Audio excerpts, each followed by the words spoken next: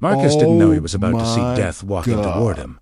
He pulled his old Chevy pickup down the gravel road at 4:30 in the afternoon, and the sun was bleeding orange across the sky like a wound that wouldn't close. The dust from the tires hung in the air behind him, thick and golden in the fading light. This was rural Oregon, the kind of place where the world felt like it had forgotten you even existed. 30 acres, cracked earth, broken fence posts that looked like they'd been dying for 5 years. The realtor had actually laughed at him during the auction. Laughed. $40. That was the price tag on his new life. What Marcus didn't know was that life was about to change in a way he could never prepare for. The ranch sat at the edge of a county line, surrounded by dead oak trees and the metallic smell of early autumn. The main house was boarded up with plywood. The barn was missing half its roof. Weeds pushed up through the concrete foundation. When Marcus stepped out of his truck, the wind hit him, and he could taste rust and abandonment on his tongue. It was a real taste. Bitter. Sharp. Like metal dissolving on his mouth. He stood there for a moment, hands in his jacket pockets, already doing the math in his head. He'd made a mistake. Everyone had told him he was stupid. His sister had said, "You're buying a ranch you can't manage for money you don't have." His ex-wife would have laughed, but she wasn't in his life anymore to laugh. There was just Marcus, standing on worthless land he'd bought on impulse, wondering if he'd officially hit rock bottom. He decided to walk the perimeter. Maybe there would be something, anything that justified what he'd done. Maybe there was some hidden value he could find in this place. He walked past the boarded-up house, past the collapsed fence sections, past the barn that looked like one strong wind would finish what time it started. That's when everything stopped. There was a horse. Marcus went completely still. 50 feet away, just past the southern fence line where the barbed wire had been torn completely away, stood a horse. But this wasn't a normal moment. This was a moment where Marcus's brain took one full second to process what his eyes were seeing, and then another second to understand what it meant. The horse wasn't moving. Her head was hanging so low that her nose was almost touching the ground. Her legs were shaken, not gentle shakes, but violent tremors that made her entire body vibrate. Like she was being electrocuted. Her ribs were visible from 50 feet away. Each one was outlined against her matted brown coat like the bars of a cage. There was a scar running along her left side that looked infected. It was dark and swollen and opened in places, with red-brown dried blood crusted around the edges.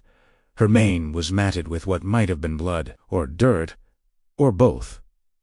But what made Marcus's chest stop moving was her breathing. He could hear it from where he stood. A rattling, labored, wet sound, like something was broken inside her chest, like her lungs were filling with water. With each breath, her entire body heaved. The effort of breathing was so visible, so obvious, that Marcus understood in that moment that he was watching an animal in the final hours of its life. She raised her head slowly. Her eyes were dull, empty, hollow in a way that made something in Marcus's stomach drop like a stone into deep water. She looked at him, and for one terrible second, Marcus thought he was watching a creature that had already given up, that had already decided to die. Then she took a step toward him. Her back leg nearly buckled. Marcus watched it happen. He watched her back knee fold inward, and he thought, "That's it. She's going down right now." But somehow, and he never understood how she caught herself. She stood there for a moment, gathering whatever reserve of strength a dying animal could find, and then she took another step. Then another. She was walking toward him. "Hey," Marcus said, not sure if he was trying to calm the horse or himself. "Hey, it's okay." But he was lying. It wasn't okay. Nothing about this was okay. This horse was dying. She was dying right now, on his land, and she was walking toward him. And Marcus didn't know why. He didn't know anything about horses. He'd never owned one. He'd barely ever touched one. But he knew enough to understand that this animal was in desperate trouble. As she got closer, Marcus could see the full extent of what had been done to her. There were marks all over her body. Not fresh wounds, but old scars. Round scars on her shoulder that looked deliberate. Her hooves were damaged. The nails from poorly fitted shoes had left permanent marks. There were burns on her skin, actual burn marks, circular ones, like the end of a cigarette had been pressed into her flesh. 1, 2, 3 of them scattered across her sides. Her tail was mostly gone, not missing from time or nature, cut, ripped, removed. Deliberately, but her ribs were what got to him most. They weren't just showing, they were prominent, like the skeleton of a building. This horse hadn't eaten enough in so long that her body had started eating itself. She stopped about 5 feet from him, and Marcus could see that she was burning up. Fever. Her eyes, even in their dullness, were too bright. She was sick. She was dying, and somehow Marcus understood what she wanted. She wanted help. Marcus slowly raised his hand. Not fast, not threatening. Just slow and steady.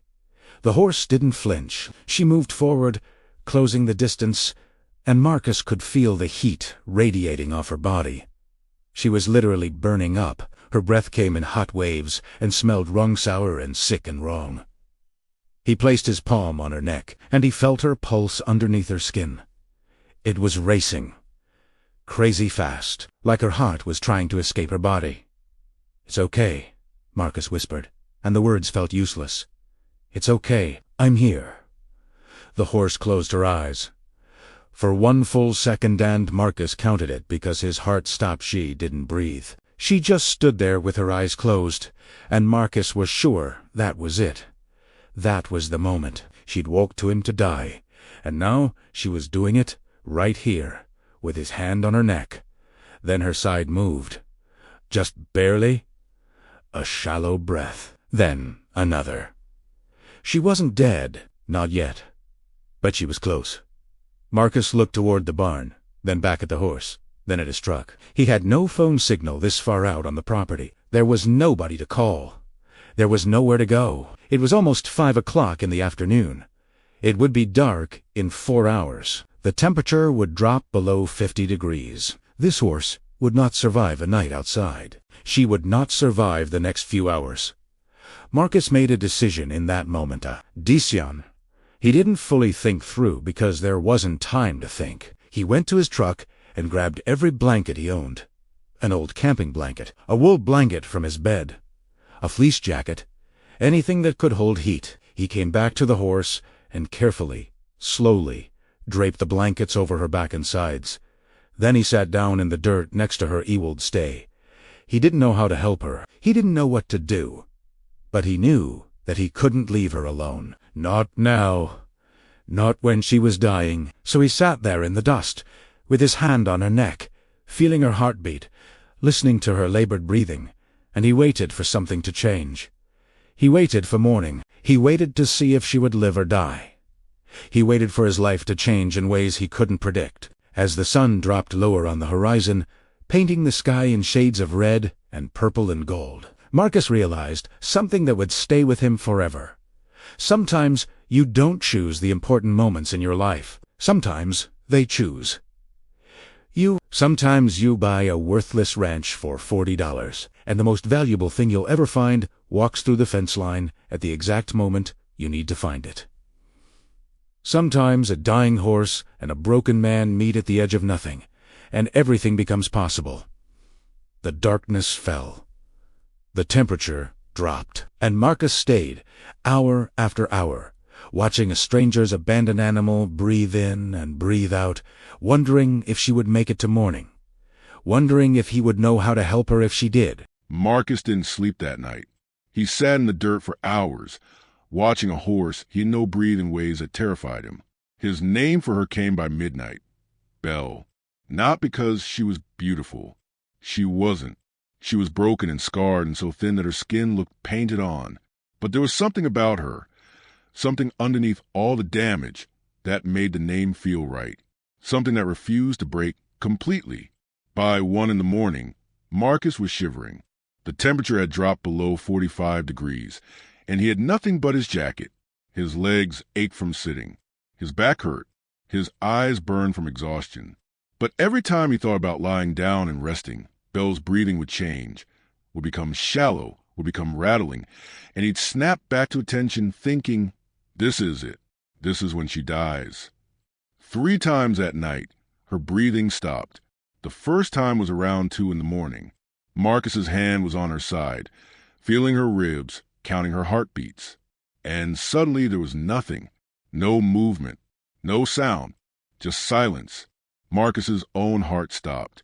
He actually held his breath, waiting for her to die, waiting to feel her go, and the silence lasted for 5, 6, 7 seconds. An eternity compressed into a few heartbeats. Then she inhaled.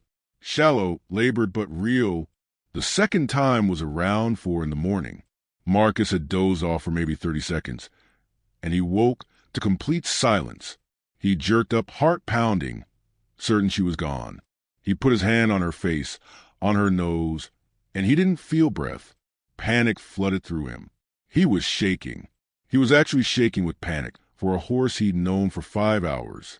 And then a small breath, barely there, almost not there, but there. The third time was right before dawn. Marcus was so tired he could barely keep his eyes open.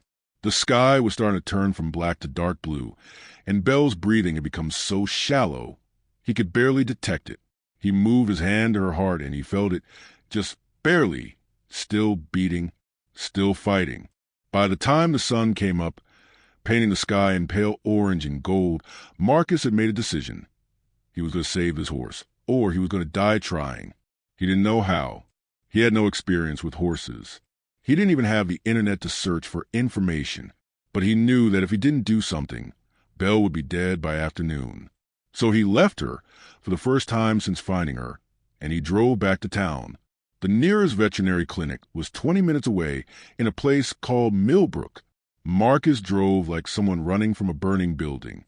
He ran every red light. He took turns too fast. He pulled up to the clinic at 7:15 in the morning, before it even opened, and he sat in the parking lot and waited for anyone, to show up. At 7:45, a woman pulled into the parking lot. She had gray-streaked hair and the kind of weathered face that comes from decades of working with sick animals. Her name was Dr. Chen, and Marcus practically tackled her at the door.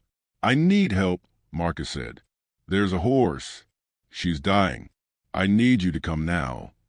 Dr. Chen looked at him like he was crazy, but something in his desperation must have registered because she said, "Okay, tell me what happened." Marcus explained in the truck, words tumbling out in broken sentences. The auction, the $40, the horse just walking onto his land, the breathing sounds, the scars, the fever, the fact that she'd barely moved in 12 hours. Dr. Chen's expression grew darker with each detail. "Do you know how bad this is?" she asked. "If she's been like this for 12 hours and she's still here, she's already in septic shock. Her body is fighting an infection so severe that her organs are probably shutting down." When they got to the ranch, Belle was still standing exactly where Marcus had left her. She'd moved maybe 3 feet, and now she was positioned against the fence post, using it to hold her weight. Dr. Chen got out of her truck slowly, and Marcus watched her take in the full picture. The matted coat, the protruding ribs, the open wounds, the visible scars, and then the burn marks. She moved closer, her face getting more serious with each detail she noticed. "This horse has been tortured," Dr. Chen said. It wasn't a question. This didn't happen by accident. She spent the next hour doing things Marcus didn't understand. She cleaned the wounds carefully, documenting everything with her camera. She drew blood. She used a thermometer. She palpated Belle's body, feeling for broken bones, checking for internal injuries. She looked at Belle's teeth, her hooves, the condition of her joints. With each test, Dr. Chen's expression grew grimmer. "Her temperature is 104.8 degrees, she said finally. "That's dangerously high. The infection is advanced." She paused. "The pneumonia is worse than I thought. Her lungs are filling with fluid." "How long does she have?" Marcus asked. Dr. Chen didn't sugarcoat it. "Realistically, 3 days, maybe 4, without intensive care. Her body's going to give up. The infection is winning." Marcus felt something collapse inside him. "But there's a chance?" he asked. "There's a small chance she could live?" Dr. Chen looked at Belle, then at Marcus. Something shifted in her eyes. If you're willing to do everything I tell you, if you're willing to stay with her 24/7, if you can get antibiotics into her every 8 hours and keep her warm and make sure she has water and soft food that she can eat, then yes, there's a small chance. What do I do? Marcus said. For the next 2 hours, Dr. Chen taught Marcus how to be a horse nurse, how to give injections, what to watch for in Belle's breathing, what sounds meant she was getting worse, which medications to give when, how to tell if she was going into shock, how to keep a horse warm in cold weather, how to encourage it to drink and eat. If she lies down, Dr. Chen said, and if she lies down in the wrong position with pneumonia, she might not be able to get back up. And once a horse goes down like that, she didn't finish. She didn't have to. After Dr. Chen left, Marcus sat next to Belle again. He had a cooler full of antibiotics. He had syringes. He had pain medication. He had anti-inflammatory drugs. He had a plan. It was a desperate plan, but it was better than sitting in the dark watching her die.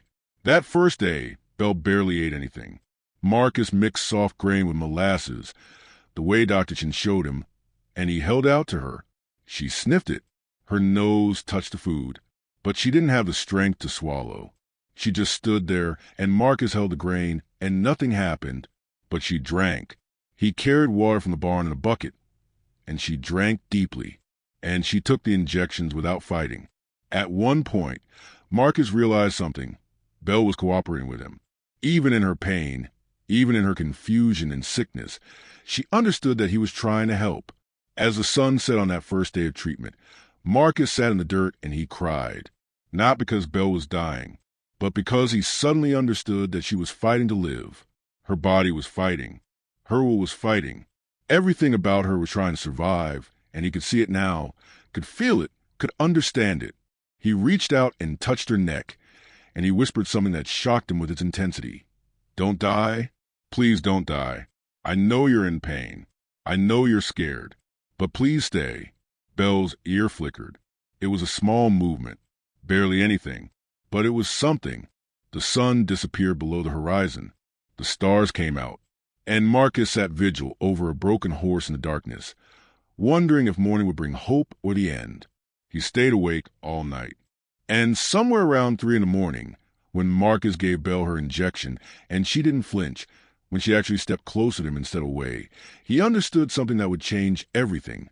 Belle was choosing to live. And if she could choose life, then maybe he could too. To be why day 4, Belle walked. Not far, maybe 10 feet.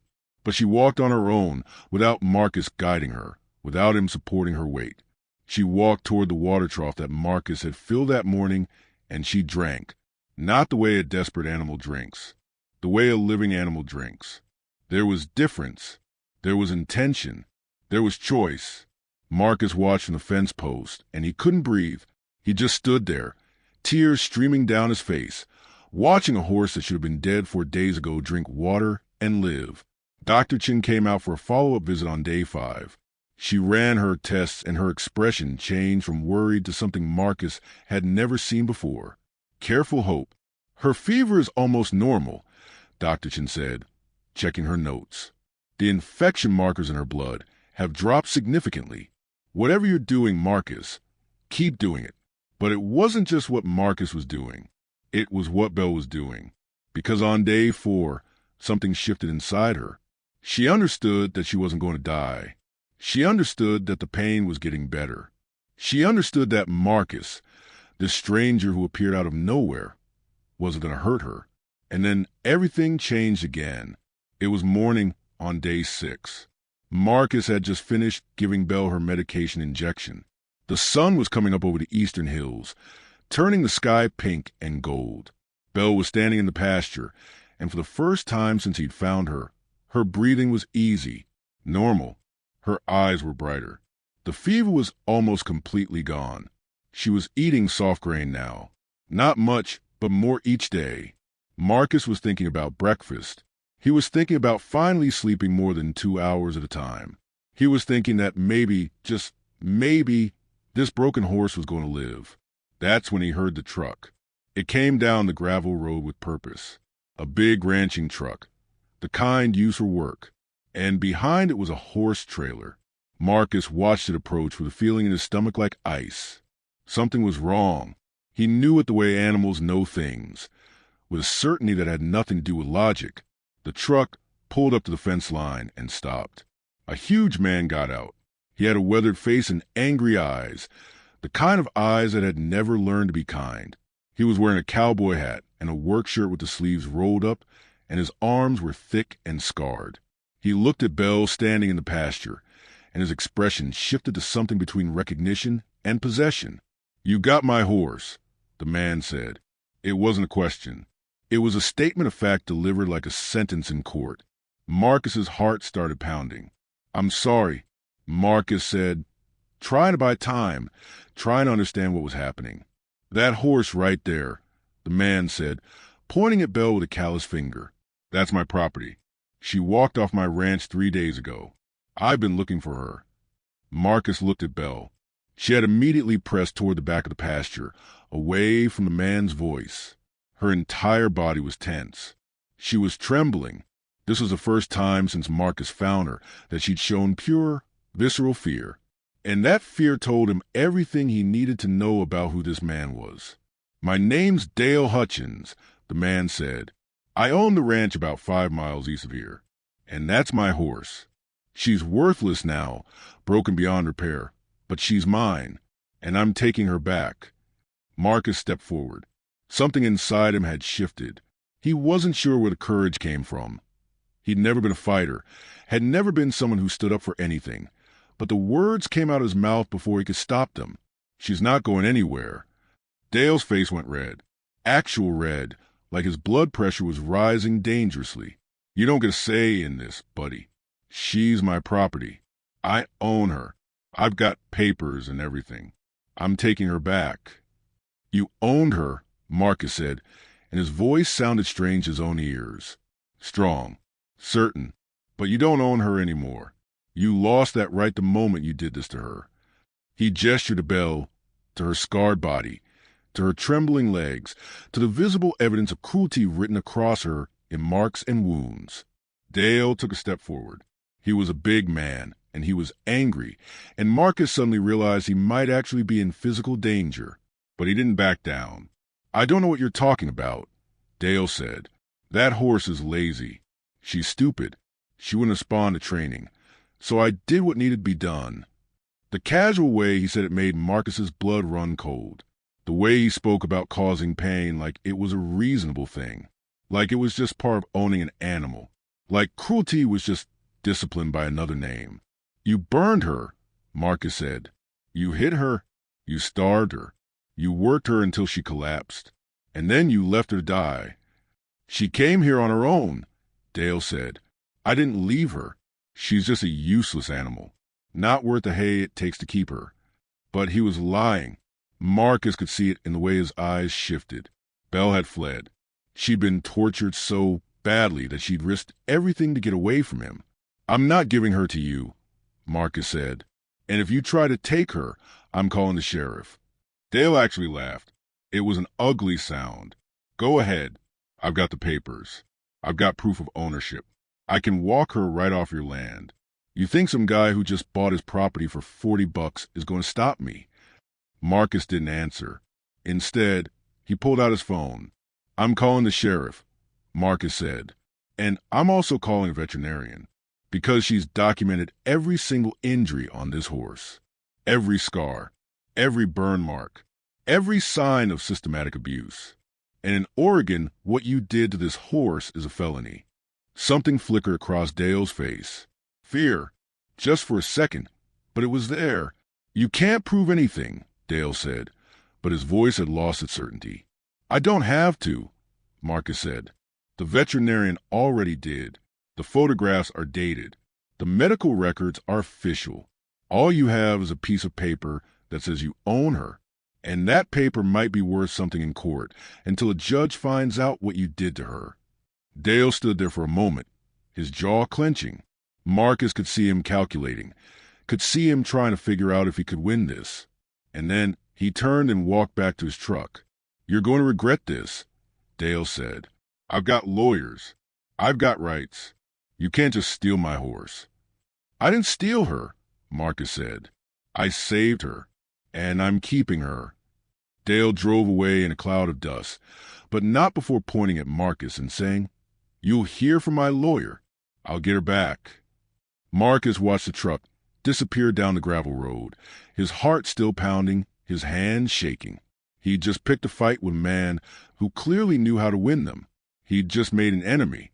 He'd just made a decision that could destroy him financially and legally. And then he turned and looked at Belle. She was still trembling, but her eyes were on Marcus. She was watching him, and when he took a step toward her, she didn't run. She stood there and let him approach, and when he touched her neck, she leaned into him. "It's okay," Marcus whispered. "It's over. He's not taking you. I don't care what it costs me. I don't care what lawyers he hires. You're safe now." Belle rested her head against his shoulder, and for the first time since he'd known her, she breathed out completely, fully, like she'd been holding her breath for days, waiting for that moment. That night, Marcus called a lawyer. Then he called the sheriff. Then he sat with Belle under the stars and made a promise he wasn't sure he could keep. "Whatever happens next," he said, "whatever comes, I'm not backing down. You're not going back to him. Not ever." Belle's ears flickered toward his voice. And in the darkness, with the weight of an impossible choice settling on his shoulders, Marcus understood that he'd crossed a line he could never uncross. He was all in, for better or worse. He was fighting for this horse. And somehow, looking at her calm, peaceful face, he knew it was worth it. The lawyer's name was Patricia Morrison, and she was a woman who didn't believe in losing. Marcus met her in a small office in Millbrook on a Thursday afternoon, 3 days after Dale's truck disappeared down the gravel road. Patricia was in her 50s, with sharp eyes and the kind of presence that made you understand immediately why people hired her. She listened to Marcus's entire story without interrupting. When he finished, she didn't say anything for a long moment. She just sat there, thinking. "What you have," Patricia said finally, "is stronger than you realize. The veterinary documentation is legally powerful, but the photographs are devastating." She pulled out the copies that Dr. Chen had provided, the medical photographs of Belle's body, each scar, each wound, each burn mark documented with date stamps and clinical precision. Patricia laid them out one by one on her desk, and even she, a woman who'd seen terrible things in her career, winced. "These aren't accidental injuries," Patricia said. "This is a systematic abuse. This is torture documented by a medical professional, and this man left a trail." She explained what would happen next. The sheriff would investigate. Dr. Chen's testimony would be critical. Marcus would need to document Belle's current condition, her progress, everything. They would build a case so strong that even if Dale had the original ownership papers, the evidence of abuse would override his legal claim. In Oregon, Patricia said, animal cruelty is taken very seriously. What happened to this horse is a felony, and I'm going to make sure he answers for it. When Marcus got back to the ranch that evening, Belle was waiting for him at the fence. She'd started doing this, watching for his return, approaching him when he came home. Her coat was starting to shine now. Her ribs were becoming less prominent as her body began to heal. She was eating better. She was moving with less pain. But something else was changing too. Something deeper. Belle was becoming curious. For the first few weeks, she'd been purely reactive, terrified or relieved, depending on what was happening. But now she was exploring. She'd walk around the pasture and investigate things. A fallen branch, a change in the landscape, the water trough. She'd stand at the fence and watch the sunset like she was seeing it for the first time, which, in many ways, she was seeing a world that wasn't about pain. Marcus spent hours just watching her notice things, watching her move without fear, watching her become a living creature instead of a dying one. 2 weeks later, Sheriff Jennifer Yates showed up at the ranch with a warrant and a folder full of questions.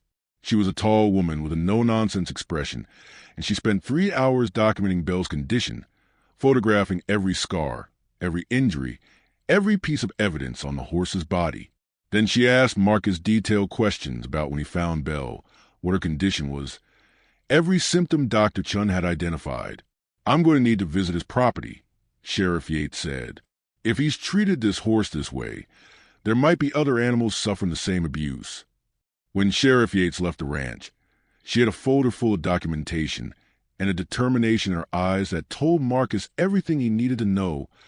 Dale Hutchins was in serious trouble. 3 days later, something happened that changed Belle fundamentally. Marcus was grooming her, something he'd started doing gently, carefully, since she was still sensitive from her injuries. He was brushing her coat with slow, careful strokes, and Belle was standing peacefully, almost meditative. Her eyes were half closed. She wasn't afraid. She wasn't braced for pain. She was just there. And then Marcus realized something that made him stop moving. Belle was happy. Not the desperate gratitude of an animal being rescued. Not the relief of pain being managed. Genuine, actual happiness. The kind of emotion that comes from knowing you're safe, knowing you're loved, knowing you have a future. Belle opened her eyes and looked at him, and Marcus saw something shift in her gaze. A recognition, a choice. She reached her muzzle forward and gently touched his chest, right over his heart. Marcus actually cried.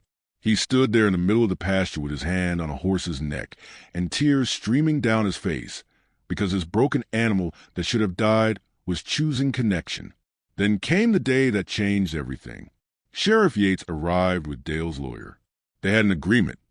Dale would surrender his ownership claim on Belle, and in exchange, the charges would be reduced from felony animal cruelty to misdemeanor animal neglect.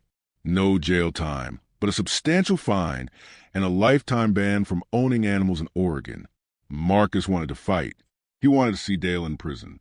But Patricia explained that this was a win.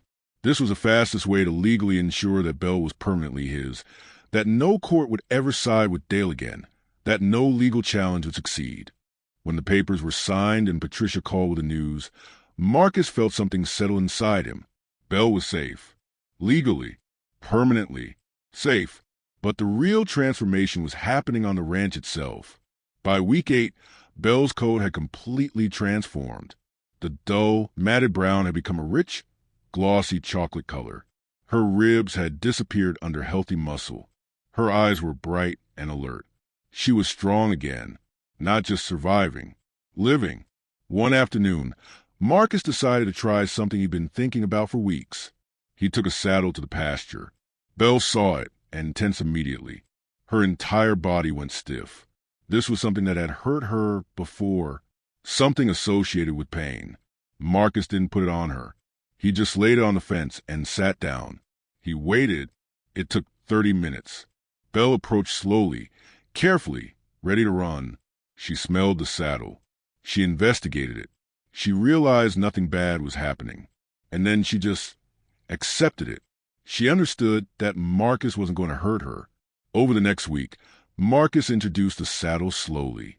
He'd put it on and let her walk around. No riding, no pressure, just letting her understand that the saddle didn't mean pain anymore.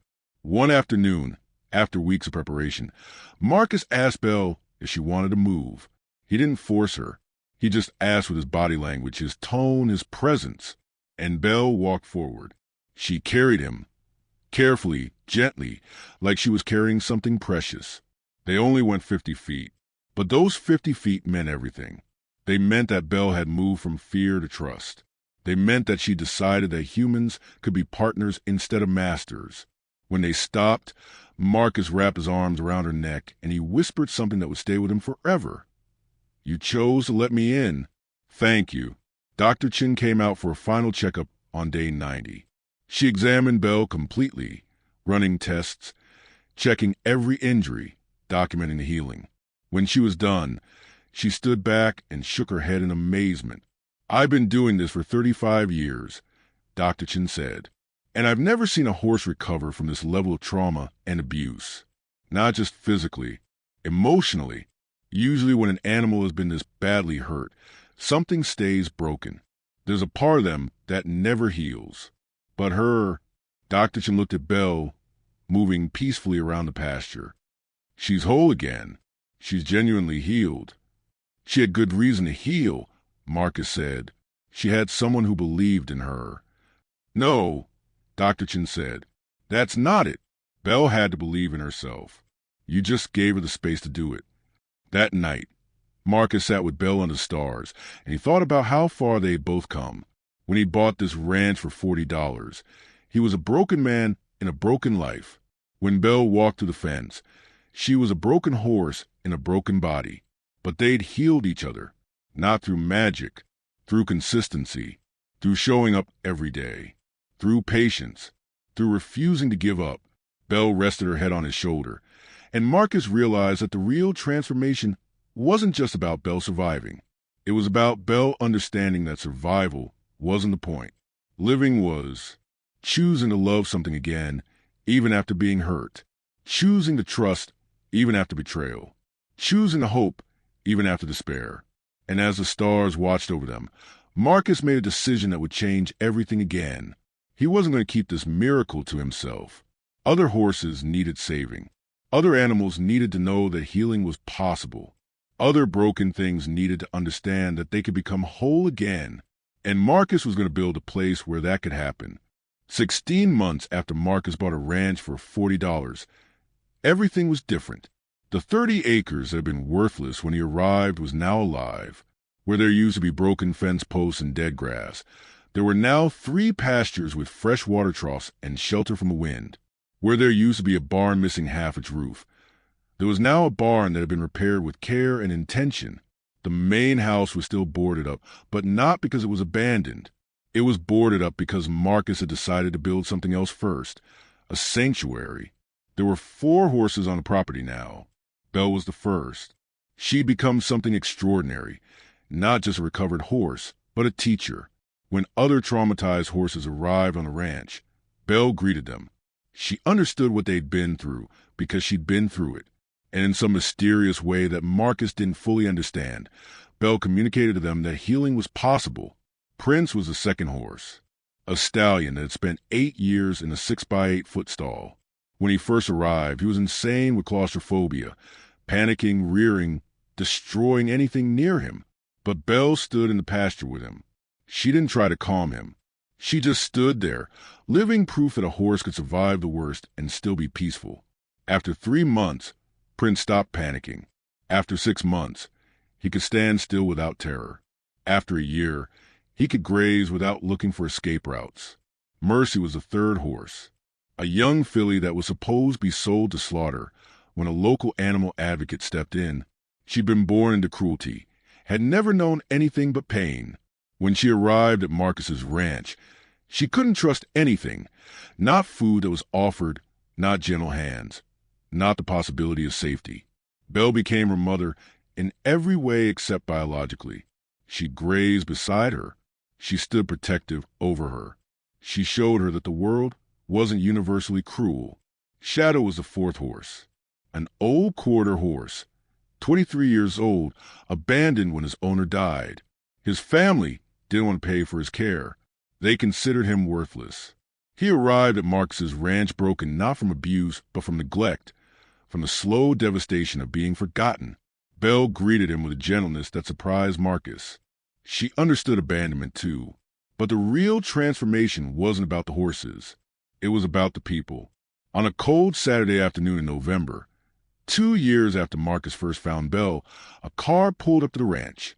A woman got out, and behind her came a girl. The girl was maybe 12 years old, and she was terrified. Her mother looked nervous. They stood at the fence and looked at the ranch like they were approaching something sacred. The girl's name was Sarah, and her story was written in the way she flinched at sudden movements, in the way her eyes tracked Belle constantly, in the way her entire body was braced for danger. "I was kicked by a horse when I was 8, Sarah said quietly, after her mother explained why they'd come. "A riding horse at a stable. It kicked me in the chest. I almost died." Marcus didn't say anything for a long moment. Then he said, "Let me introduce you to someone who understands." He brought Sarah to Belle. The first meeting lasted 5 minutes. Sarah stood at a distance and watched Belle graze. The second meeting lasted 10 minutes. Sarah stood closer. The third meeting, she asked if she could touch Belle. Marcus guided her hand to Belle's neck, and Belle stood completely still, because Belle knew fear. Because Belle understood what it meant to be terrified of something that could destroy you. Something broke open in Sarah that day. She cried, not sad tears, but releasing tears. Tears of fear finally being allowed to leave her body. Over the next month, Sarah visited the ranch almost every day. She learned to groom Belle. She learned to lead her. She learned that not all horses were dangerous, that not all animals wanted to hurt her, that trust was possible even after betrayal. One afternoon, with her mother watching from the fence, Sarah stood in the middle of the pasture and Belle walked toward her. The horse lowered her head and gently nuzzled Sarah's shoulder. The girl's face transformed. For the first time in 4 years, Sarah smiled without fear behind it. Her mother cried. The local news picked up the story. A girl overcoming horse trauma with the help of an abused horse overcoming its own trauma. The article went viral. Suddenly, Marcus's sanctuary became known. People started calling. People started asking if they could bring their horses, if they could volunteer, if they could help. Within 6 months, Marcus had hired 2 staff members. Within a year, a local nonprofit organization offered to partner with him. They helped with funding. They helped with documentation. They brought in more traumatized horses. They brought in more people who needed healing. The worthless ranch became a beacon. Dale Hutchins's case had become a landmark animal cruelty case in Oregon. His conviction had led to new laws being drafted. Animal welfare advocates started citing Belle's case when arguing for stronger protections. Teachers used Marcus's story in school curricula about kindness and second chances. Social media was filled with before and after photographs of Belle. The dying horse transformed into a living symbol of hope. But the most important transformation wasn't captured in photographs. It was invisible. It was internal. It was a shift that happened in people when they came to the ranch and understood, for the first time, that they weren't broken beyond repair. That healing wasn't about forgetting what happened. It was about choosing to live anyway. On a quiet evening in late fall, exactly 2 years after Marcus bought the ranch for $40, he sat on the fence rail and watched the 4 horses in the pasture below him. Belle was grazing peacefully. Prince was standing with his head up, watching the sunset. Mercy was playing, actually playing, bucking and running like a young horse should. Shadow was eating, gaining weight, finally living instead of just surviving. Dr. Chen pulled up to the ranch to check on the newest arrival, a rescue horse that had just come in. She got out of her truck, and her expression was filled with something like wonder. "Do you know what you created here?" Dr. Chen asked. Marcus shrugged. "A place where broken things can heal?" "No," Dr. Chen said. "A place where people understand that they're not broken. That's more powerful." She was right, because Marcus realized that the real miracle wasn't Belle recovering. The real miracle was that Belle's recovery gave other people permission to recover too. When people saw a horse that should have died become not just alive but happy, it changed something in them. It told them that their own pain wasn't permanent, that their own trauma wasn't a life sentence, that healing was possible. As the sun set, painting the sky in shades of pink and orange and purple, Belle walked over to the fence where Marcus was sitting. She rested her head on his shoulder, the same way she'd done hundreds of times over the past 2 years. It was their ritual, their quiet moment, their acknowledgement of what they'd survived together. Marcus wrapped his arm around her neck, and he thought about that first moment when he'd seen her, a dying horse standing on the edge of oblivion, choosing to walk toward him instead of away. He thought about the night he'd sat with her in the cold, convinced she would die. He thought about the moment she decided to trust him. He thought about the first time she'd nuzzled his chest and chosen connection. And he thought about Sarah, standing in the middle of the pasture, finally understanding that not all danger was inevitable. "Thank you," Marcus whispered to Belle, "for choosing to live, for teaching me how to live too." Belle breathed out a long, contented breath, and the 2 of them stood together in the fading light. Behind them, in the barn, 3 other horses were being cared for. In the distance, lights were coming on in the rehabilitation center Marcus was building for people who needed healing just as much as the horses did. Down the road, Sarah was going to bed without nightmares for the first time in 4 years. In the county courthouse, new laws were being written to protect animals from a kind of cruelty that had nearly destroyed Belle. Everything had changed. And it had all started because a broken man bought a worthless ranch for $40, and a dying horse walked through a broken fence, and they both decided that healing was possible. The stars came out. The world went quiet. And in that quiet, Marcus understood something that would stay with him forever. The most valuable things in life are the ones everyone else has given up on. The most powerful transformations happen in silence, away from cameras and attention, in the daily choices to show up, to care, to believe in healing. Belle stood with Marcus as the night deepened, as the stars multiplied, as the world turned quietly on its axis. She was no longer the dying horse. She was no longer the victim. She was no longer broken. She was whole. She was healed. She was home. And she had become a teacher, not just for horses, but for humans. The story of Belle will be told again and again, in classrooms, at animal welfare conferences, on social media, in people's homes, whispered as inspiration when someone felt like giving up. But the real story, the one that mattered most, was happening in quiet moments like this one, in pastures at sunset, in the daily choices to love something broken and believe it could become whole. That was the story that changed the world, not in grand gestures, but in heartbeats, in breaths, in the moment when a broken horse chose to trust again and a broken man chose to believe in healing. That was a miracle, and it was enough.